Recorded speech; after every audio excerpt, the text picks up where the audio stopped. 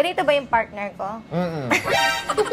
So, katulad ng mga sinasabi namin sa mga sinasabi ko sa mga previous videos namin, napakahalaga talaga na kilala mo talaga mabuti yung partner mo. You should love your partner kahit dun sa flaws niya or sa bad side niya. Itong mga binanggit dito, isa ito sa mga maaaring bad side na meron ng isang partner mo. But it does not mean na dapat bitawan mo na siya. Or di ibig sabihin nun na pag ganito yung partner mo, ibig sabihin susukuan or makikipaghiwalay ka na.